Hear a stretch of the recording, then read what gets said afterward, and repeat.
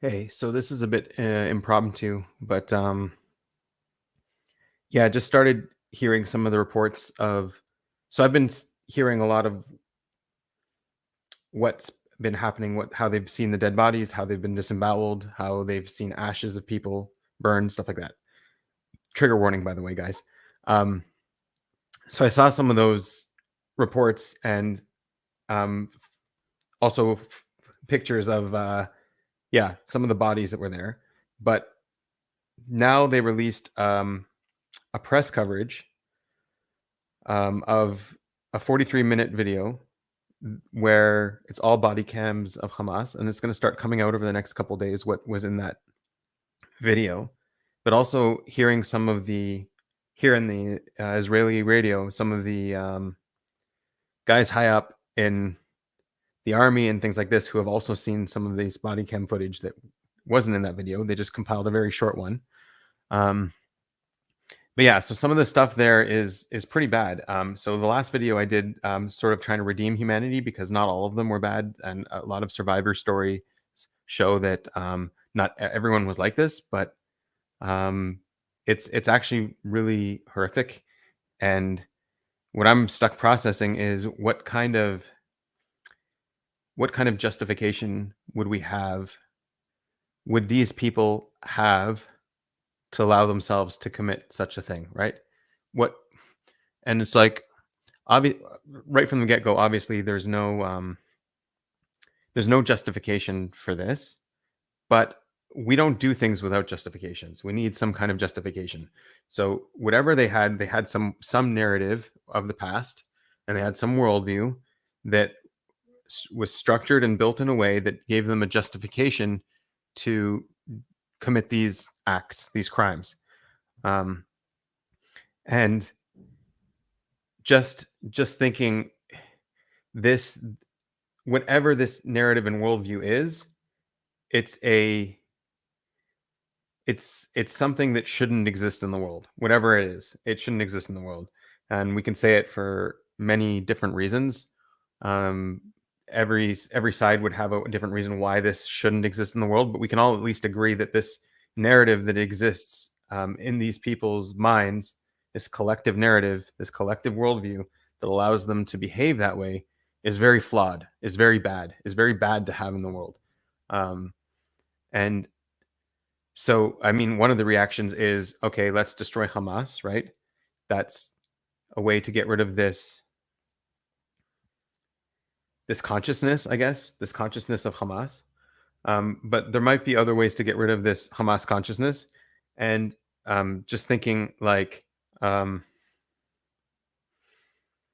what would it take for someone who's trapped in that loop, right? Because the narratives are reinforcing the worldviews, and the worldviews are interpreting the narratives, and you're just stuck in this loop where this is what you're believing, this is yeah.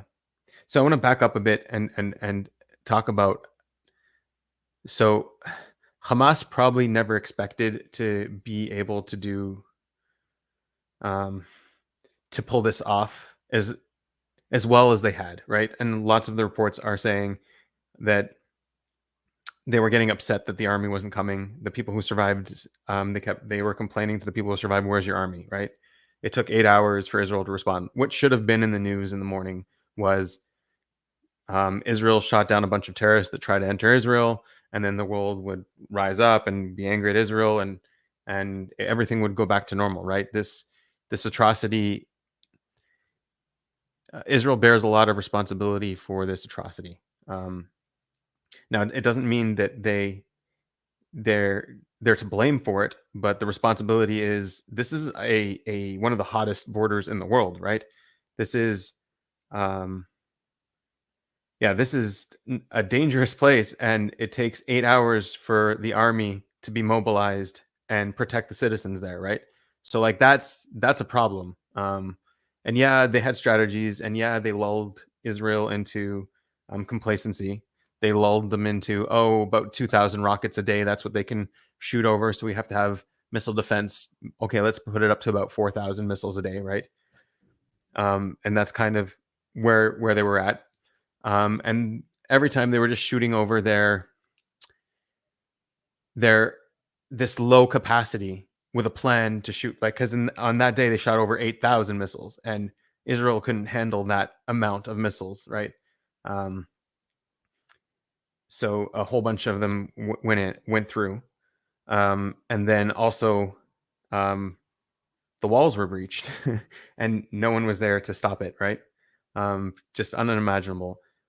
So there is a lot of responsibility on Israel's side, and I don't think Hamas expected to do so well, and it is shooting themselves in the foot, on the one hand, but on the other hand, I'm also finding it very hard to comprehend, um, how okay, supporting Palestine, I understand how you could support Palestine. I might not agree, or I might agree, and I might not agree, but I understand how people are upset about, the plight of the Palestinians, right? But I don't understand is, um, how how we can use that plight to justify these actions. I don't know what, if I don't think anything in the entire ever should ever be able to justify what they did, um, according to what this footage is, over the next few days. We'll see. I don't think anything justifies this kind of behavior. No matter how plight, no matter how much they tortured you and hurt you, no matter what happened to you, there's nothing that justifies doing this to children, right? Your children die, you know, it's a tragedy, it's sad, but that doesn't justify, having a child with a eye that was cut out, asking, why am I not dead yet, right? Like, um, yeah, some of the stuff is just horrific. So, like, what I'm trying to process is, how then are people trying to justify it? I mean, I've seen, like, this is not, first of all, like, I don't like that, this is being called a religious conflict, because I mean, I did a video as well on, the religious agreement between the two sides. There's no actual conflict on the religious side of things, and also this is not Islam at all. Like, I can attest, this is like Islam completely outlaws this. Um, it would be the same as if, Hamas was doing a whole bunch of other bad things in Islam. Like, this is a horrible sort of thing, right? Um, so there's been a lot of condemnation, and a lot of people don't believe it. And I honestly have a hard time. Yeah, red hat, blue hat. Yeah, I have a hard time also believing that this is possible. Like, I understand the information lines up. I know it's real. Like, I'm not. This isn't a conspiracy theory. People aren't, right. I know the information is there. I know the information is right. But my hard time believing it is believing that any person would allow themselves, to have such a view of the world that would permit them and justify them to behave in this way, right? Um,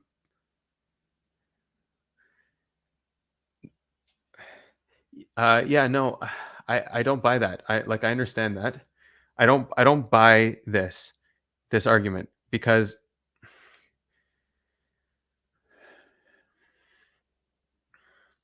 I'm not trying to ascribe rational thought to this. I'm trying to look at the human the way we justify any actions, right? We're really bad at justifying actions, but no human does anything without justification, because as soon as reality pushes back, we will um we won't go forward with it, right? We won't have the justification, the reason. And a lot of the times it's like an end. We see an end game, right? And we let the means justify the ends, right? That kind of thing. And sometimes the end can justify things, but we always have that kind of thing, right? And, like, there's any of us could potentially, be reduced to this type of behavior. It's not a yeah, I don't buy that it's just a psychopathy, or these people are just born evil, right? I don't buy that. Um, so I'm going to try to go back to what I was thinking before. So yeah, my hard time accepting this is not that the information is wrong, that it's that we're being lied to. My hard time accepting this is that anyone would allow this to happen, and it's a like it's very naive to believe that this couldn't you wouldn't allow this to happen in this situation. If you had this narrative and this worldview in your mind, you would also feel justified in committing these atrocities, right? It's just part of we are capable of anything. We are human, and nothing human is outside of us, right? So just like knowing that whatever is inside these people's minds is wrong. It should not exist. It should be erased from the world. And I mean, even on the side of good and healthy people, we allow ourselves to justify certain behaviors and certain actions, right? We justify, and like some of it, sometimes, sometimes it's a moral quandary, right? Like if someone's really starving and they steal in order to eat, right? So that's a moral quandary, but their justification for stealing is still hunger, right? Um, or some other people's justification for stealing is greed and power or things like this, right? So there's always some kind of justification and in the narrative and worldview. So let's see. Some people push right back at reality, though it makes no sense. Yeah. So in order to push back at reality, you have to feel justified in doing that. You have to justify doing that to some degree. Because if there's no justification for pushing back at reality, you don't do it. If there's no desire, if there's nothing holding it up, right? Um, let's see. The reasoning for this kind of violence can only be based on some sort of divine justification. Otherwise, okay, so this wouldn't be concerned with punishment via that ultimate authority.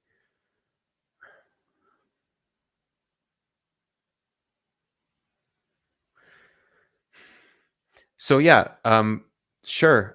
This could be part of the worldview side, right? So what you're talking about is a worldview. So you're saying a worldview can justify this, um, and the worldview would inform a narrative, right? So yes. So this is good. This is good. So this is a type of worldview. So whatever worldview this is, whatever this is that you're talking about, should not exist. This should not exist in humanity at all, right? That kind of behavior. I mean, I don't think anyone would agree that that kind of behavior has any justification, regardless of what happened to these people, right? Mass hypnosis.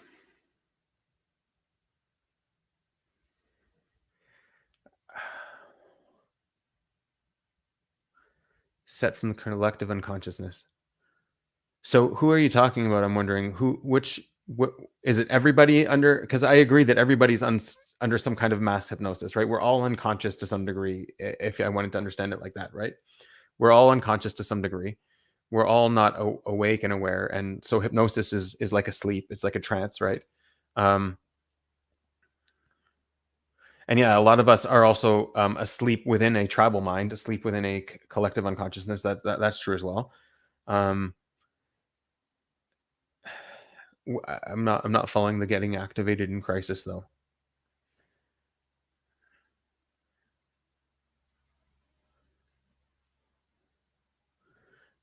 Yeah. I think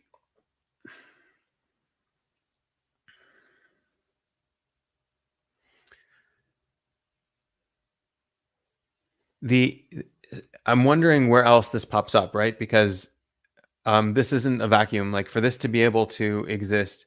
So yes, it's a very new culture. It's a very short history, right? It's a very the narrative their narrative goes back a long way, but their consciousness as a people doesn't go back so far, right? But that's just their entire narrative is a victim narrative for 75 years of being victims. So that's an interesting approach too, because a lot of the time when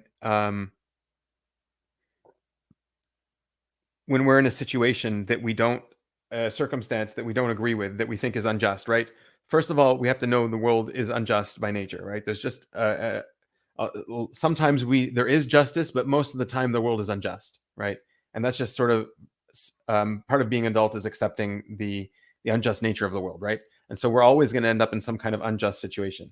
And so the idea is you can either blame someone, something, somehow, a fear. You can blame something for the situation you're in, but what if you had power to change your situation, right? What if you actually could act, you could behave, you could change what you were doing, right? So then you can't really blame anyone for that, for not doing that, right? The only person you can blame for not taking action to improve your situation is yourself. And and yeah, something that struck me is watching the interviews with the captured terrorists. A lot of them showed signs of regret faced either with the reality of killing innocent people or IDF deprogramming. Yeah.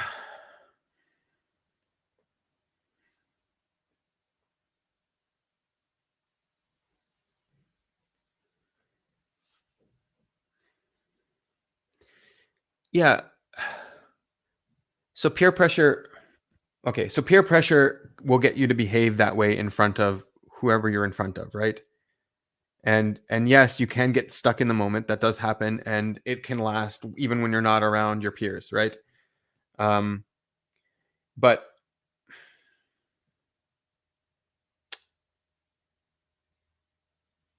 I don't know if you didn't.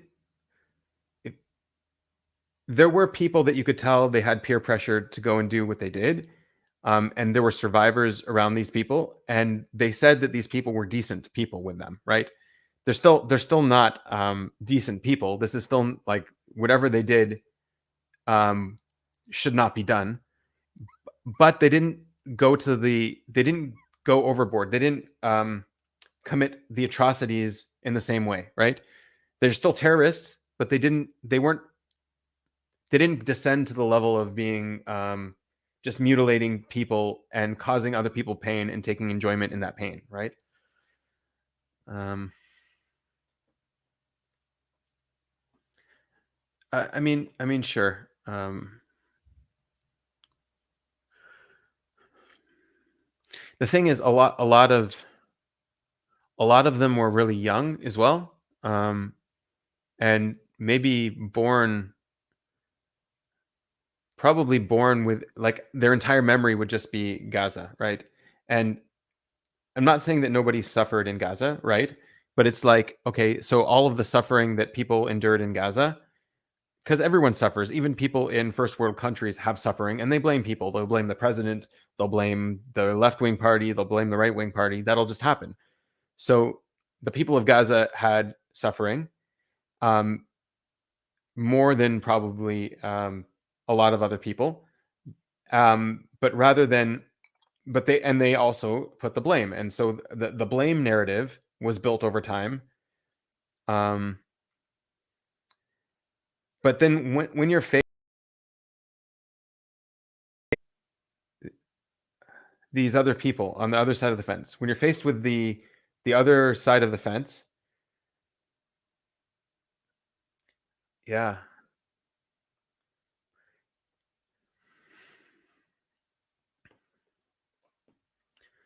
So Islam does have end times prophecies, um, for sure, yes.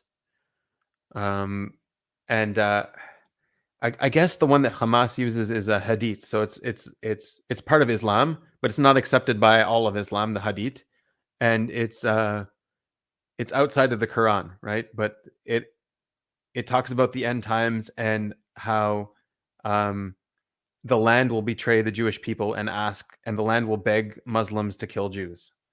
So that's one of their end times prophecy that Hamas uses, right? As a justification. So I mean that's part of their worldview for sure, because that they included in the charter. Yeah, but that's what I'm saying. So this exists, like it's true. It's been proven. It's been revealed to us that this worldview and narrative collision exists, where people will act and behave in this way. And the question is, how do we get rid of this from the world? Because this can't exist, because its existence means more death, right? Like, getting rid of it now might hurt a lot, but in the long run, it'll save a lot more lives. Because if this is allowed to spread, if this mentality is allowed to exist, is endorsed as it's being endorsed in many parts of the world in the riots right now, it will only cause more death, right? So I would argue that, like, any civilians, any citizens that die now, that's nothing compared to, um, if this goes unchecked and this is allowed to grow, what what chaos and calamity it could cause, right? Um, yeah. Anyways, just thanks for hanging out a little bit. If anyone has anything else, we'll we can wrap this up. Oh, there are conspiracy theories going around. If anyone's interested in those, Th- just the just looking at who benefited from the incompetence. Um, what happens is you can say that, oh, the incompetence was intentional. Um, so people in your region live in a crisis for generations. Trauma, suppression, overload of triggers, and the barrier to the shadow breaks because of people never learn to cope. Yeah, they never learn to cope. Sure, but the thing is, like, they are stuck, right? They are in a stuck situation. Um, could they do anything to solve their situation, to benefit their own situation, right? Well, yeah, it's hard because, like, Nazi Germany, for example, I think it's only like 40% of Germans voted for the Nazi party, but then once the Nazi party went in charge, there was nothing the other 60% of the country could do, right? Um, and I'm sure not all of those 40% were as zealous as the Nazi party was. I'm sure a few people just sort of, right. So, but that mentality took over the world, right? Just 40% was enough to cause a world war, right? Um, and so, yeah, in this area, it's more than 40%, right? The as soon in 2005, as soon as the Jews left, rockets were shot over, and they within a year they voted for Hamas at a 70% rate, right? So the thing is, would they not see what their government was doing to them? Would they not see that the government was exporting their plight, exporting their as a product, right? Exporting their pain as a product in order to get money, right? To become billionaires, because essentially today the leadership of Hamas are billionaires. Um, all of the aid was going to fund terror, right? Rather than build their infrastructure, rather than improving their lives.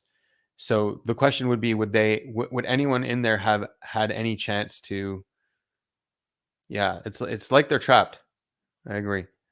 But so I mean, so you could look at this as a cry for help. You could look at um, this brutality as showing us that something is seriously wrong, and we need to get rid of Hamas in this area in order to help these people, right? That's definitely a perspective you could take. Um, but then the question is, okay, so once you've gotten rid of Hamas, um, the financial incentive is still there. The powers that want terror are still there, willing to donate money for it. So how would these people not fall into the same trap again, right? How would they not fall, right? How would some other jihadist organization not take over again? Especially if and like if there's 40% of the people that are that are for it, which, I mean, I assume there are 40% at least that are for continuing this type of behavior. So it would happen again, right? It won't stop. Um, okay, so the ugliest sides of human comes out. Revenge is a cheap way, short-term gratification. Yeah. So what someone was talking about before, and Jeffrey was also talking about end times prophecy, is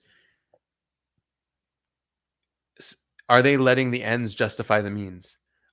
is there some sort of afterlife or some sort of long-term vision that they have that is justifying their short-term rage, right? Vengeance could definitely be that, like it could be a historical narrative, but is there a future narrative also driving it, right?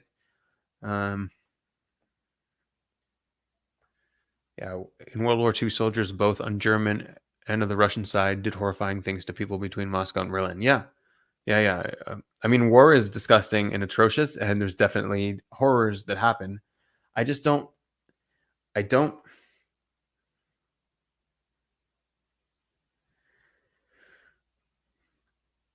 Well, once the stories start coming out of what the press saw at on this 43-minute video, and there will be more body cam videos. I don't know if they'll be released, but um, I don't think this kind of brutality maybe happened in ancient times with barbarians, right? Or with um,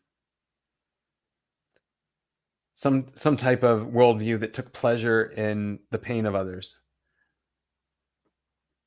But yeah, modern times, World War II soldiers, both Germans and Russians, did this horrifying thing. Yeah, I'm sure they did horrifying things too. Yeah, yeah. So, but like that's the idea. We thought, right, that we eradicated Nazism from the world, right? Whatever this worldview, whatever this narrative is, we thought that we eradicated it from the world. We thought that it was gone, right?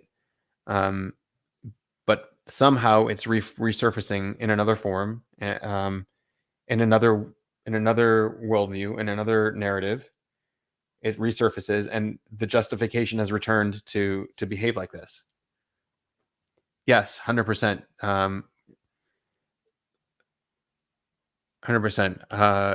But like, okay, so as bad as Putin is, and has as bad as he, and like obviously more people are dying in Ukraine. Ukraine is a way more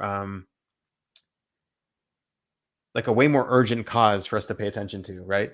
So this right now is more processing the level of depravity we can get to, and it's less about comparing which is worse, right? Um, but like this Hamas energy, if they were in charge of Russia, it would be, I would say it would be worse for Ukraine, right? Russia is definitely not in the right in what they're doing. They feel justified for reasons, right? Putin has been saying for years and years that this is going to happen when the Ukraine decides to join NATO, and he's just following through on this promise. So he feels entirely justified. And like, I mean, I'm not saying he is justified, but he's not going out of his way to brutalize civilians in the same way, right? In the same light. Um,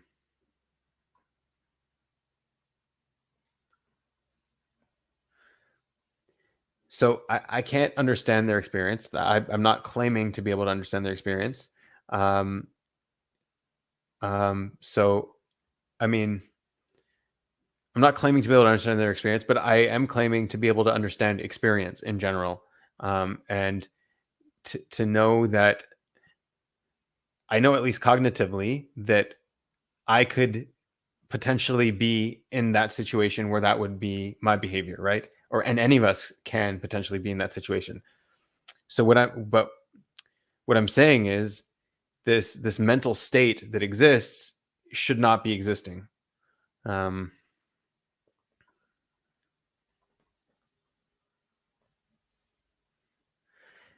yeah, and well, the thing is, like, okay, so we're demonizing Iran too, right? Um, and it's easy to demonize Iran. The Persian people aren't behind this. This isn't a Persian people thing. This is the caliphate of Iran, right? This um, and so yes, they definitely also have a worldview. They definitely also have some kind of some kind of narrative, some kind of reason why they would, some kind of justification for this behavior. Yeah.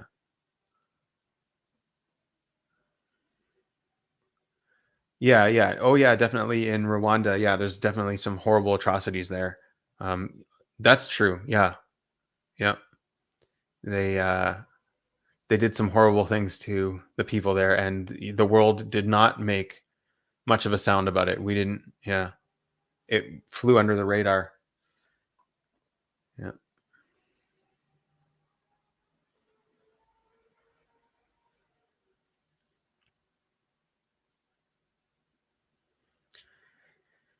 Yeah, well, I mean, I hope we can at least agree that nothing justifies this behavior. Not in Rwanda, not in Ukraine, not here, right? Nothing would justify that. Doesn't matter how badly you were treated.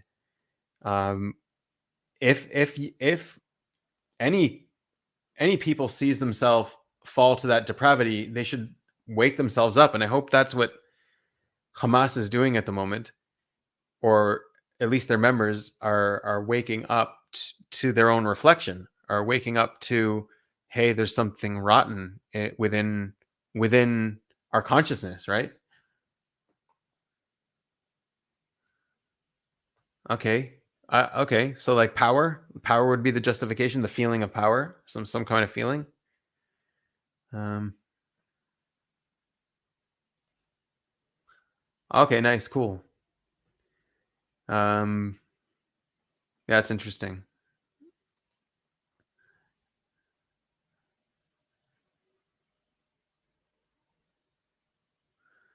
Yeah.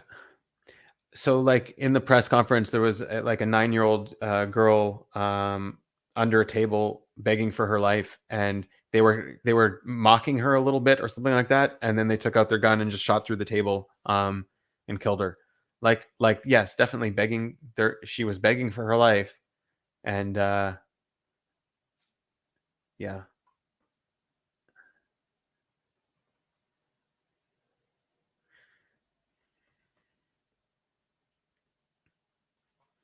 Yeah, they won't wake up. Yeah, so I mean, like, so that's the thing. So it's definitely a risk. And so can like, so let's say Israel is gone tomorrow, right? Israel, the Palestinians win, they crush Israel, they become their own country. Okay. They have no more people to terrorize, but I guess it would be over. Like their narrative would be over. They would have succeeded, right? This worldview won't continue. This narrative won't continue. They will have succeeded, and they will tell the story of their victory, and that's the way the world will continue, right? So like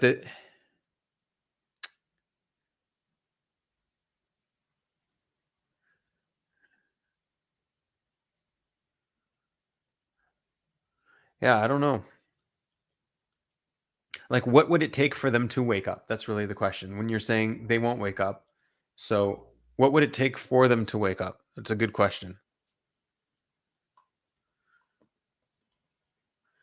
Most people just went home and never talked about it and lived civilian life. Yeah, but I mean, this kind of atrocities didn't happen in World War II. I mean, Germans captured soldiers, right, and they put them in soldiers' prisons. They treated them well. They had officers' prisons. Like my grandfather was captured.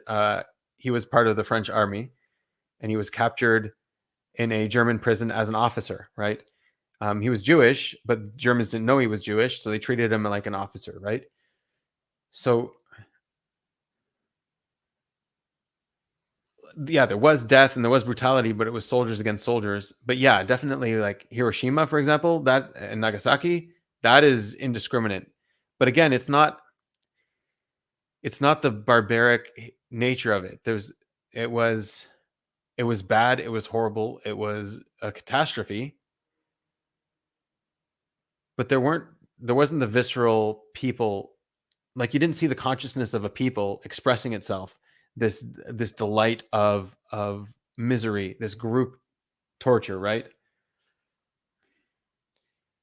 The people would have felt no pain who were in I don't want to even justify it. No, they're both bad. Never mind. Individuals might wake up and change, but the collective will remain. Yeah.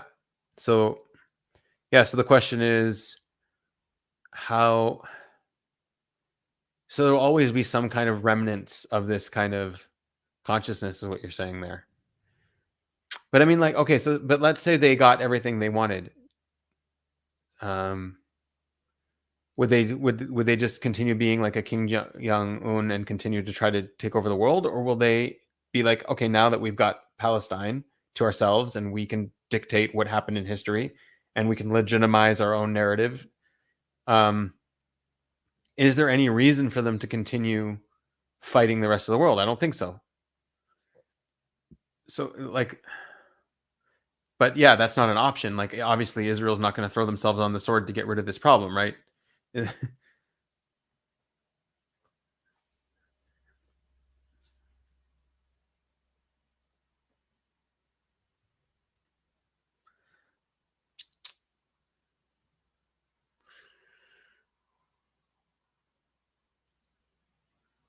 That's an interesting. See, the thing is, the last time Israel fought them inside of their borders, right? There were lots of miraculous stories. A lot of people were saved there. I think only 17 died. It was very few. But there were booby traps everywhere. And but at the end of the conflict, Hamas claimed victory. Right? Israel ran away with their tail between their legs, is what they said. Right? Um, Obviously, so like you can't really control their narrative. They will tell whatever story they want to keep the conflict going. Because if their worldview is conflict, their narrative will adapt to that worldview.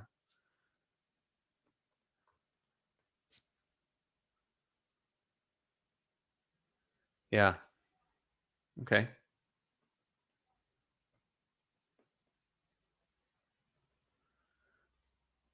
Right, lose the war. So this time the question is, okay, so this time when can Israel stop doing what it's doing?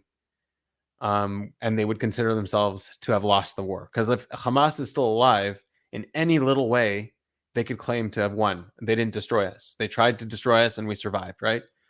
Um, but yeah, like okay, so if there's any the thing is Israel there's nothing anyone can do to say that Israel can't keep fighting this war until they get every hostage back. As soon as all of the hostages are back, then there is no more justification for any kind of blockade, any kind of advance, any kind of attack on Hamas, right? So if Hamas wants to survive, they give back the hostages, and Israel has not yet entered, and it'll be very, very hard diplomatically for Israel to do anything, right? I can't see Hamas giving back the hostages. I can't see that happening. And once Israel is in, even if the hostages come back, they will have the justification to continue until Hamas is gone. The other thing is, yeah, I know it's just fascinating how the narrative on both sides is so different. Like we're living in the same reality, but the way that both sides are interpreting reality is just so different, just night and day. Um,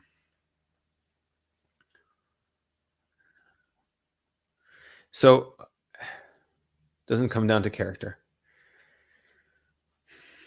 See, the thing is, I believe they believe they have good character. They've so in one of the reports of the journalists of all of the journalists, like this is corroborated. All of the journalists are saying some of the same reports.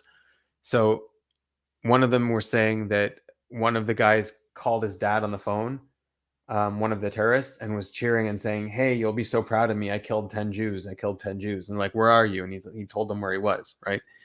So I mean that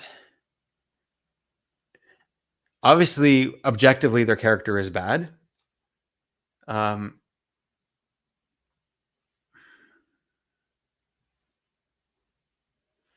yeah, what they did is definitely repulsive on a gut level. But I think there's an objective character, correct? But it takes discipline. I guess discipline could be a form of character, or I don't know, because like character is developed, it's built. You're not just born with good character, right? Um, you're born with maybe at best a neutral character, um, and the character is a result of your surroundings as well. It's a result of your upbringing. It's a result of, yeah. I mean, they do go through a lot of training, um, and they were on drugs, so that is something they found as well. They were on some kind of poor man's cocaine. They're saying, um, yeah. Get the link to me. I'll look it up after, and sure, for sure. Everything that irritates us about others can lead us to an understanding of ourselves. Yes, I agree. What needs to happen that you would fall into primal tribalism with losing all ethics. Yes, that you're quoting me, right? Um,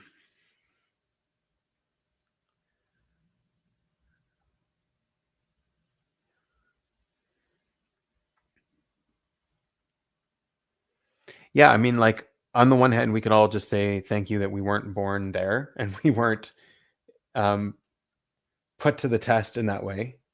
Um, yeah, no, it's definitely something to process. I really hope it stops soon. The fact is, everyone who's talking and commenting about the issue would act differently when it's not all about cognitive correctness or whatever. Stay safe. Yeah.